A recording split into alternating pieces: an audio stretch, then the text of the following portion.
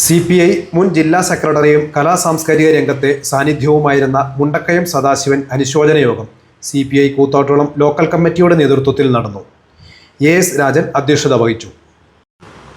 CPI സംസ്ഥാന council അംഗം Babu Paul, CPM area committee അംഗം Sunny Kuriakose, municipal chairperson Vijaya Sivan, NCP നേതാവ് K ചന്ദ്രശേഖരൻ, കോൺഗ്രസ് നേതാവ് PC ഭാസ്കരൻ, BJP നേതാവ് NK വിജയൻ, കേരള കോൺഗ്രസ് M നേതാവ് തൊമ്മച്ചൻ തേക്കുംകാട്ടിൽ, കേരള കോൺഗ്രസ് ജേക്കബ് വിഭാഗം നേതാവ് MA Shaji, municipal LDF convener MM Asokan, NSS taluk union president R Shyamdas, SNDP നേതാവ് PG Gopinath, farmers bank president Jacob Rajan, CPM local secretary Febish George, BKMU ജില്ലാ സെക്രട്ടറി K രാജു, പത്രപ്രവർത്തക union secretary Suneesh Mannathur, CPI local committee അംഗം AK ദേവദാസ് തുടങ്ങിയവർ അനുശോചനം രേഖപ്പെടുത്തി.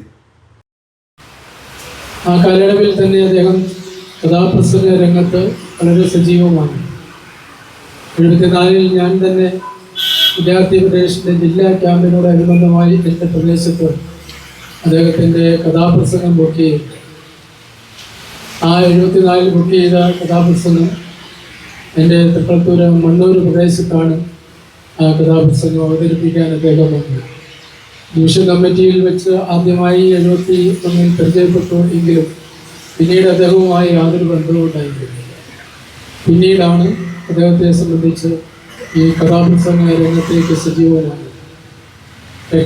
പുഷ്പം എന്ന കഥയാണ് അന്നോടെ അവതരിപ്പിച്ചത്.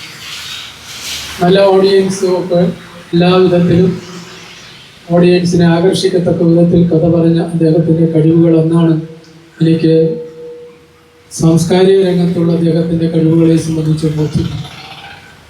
ഇതാണെങ്കിലും കമ്മ്യൂണിസ്റ്റ് പാർട്ടിയുടെ പ്രവർത്തനങ്ങളുമായി ബന്ധപ്പെട്ട് വീണ്ടും എറണാകുളം ജില്ലയിലേക്ക് വരികയും കുറച്ചു കാലം പാർട്ടി പ്രവർത്തനത്തിൽ നിന്ന് മാറി നിൽക്കുകയും ഒക്കെ ചെയ്ത സന്ദർഭത്തിൽ വീണ്ടും അദ്ദേഹത്തെ സജീവമായി പാർട്ടി പ്രവർത്തനത്തിൽ കൊണ്ടുവരുവാൻ ഞാൻ അടക്കം സഖാവ് A കുമാരനടക്കമുള്ള സഖാക്കൾ ഇടയാറിൽ അദ്ദേഹത്തിൻ്റെ പുതിയ സ്ഥാപനത്തിൽ വന്ന് പല സന്ദർഭങ്ങളിലായി സംസാരിക്കുകയും അതനുസരിച്ച് അദ്ദേഹം വീണ്ടും സജീവമായ പാർട്ടി പ്രവർത്തനത്തിലേക്ക് ഒഴുകുകയും ചെയ്യുന്നു.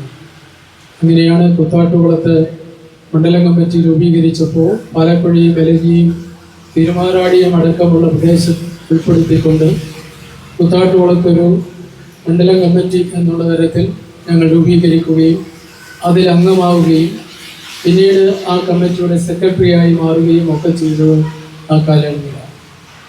പിന്നീടാണ് അദ്ദേഹം എറണാകുളം ജില്ലയിലേക്ക് പ്രവർത്തനം വ്യാപിപ്പിക്കുന്നത്. ജില്ലയിൽ തന്നെ വളരെ സജീവമായി അദ്ദേഹത്തിൻ്റെ കഥാപ്രസംഗ ശൈലി ഉൾക്കൊള്ളുന്ന രാഷ്ട്രീയ പ്രസംഗം സഖാക്കളെ ആകർഷിക്കാൻ ഇട നൽകുന്ന ഒന്നായിരുന്നു എന്നുള്ള കാര്യത്തിൽ സംശയമില്ല.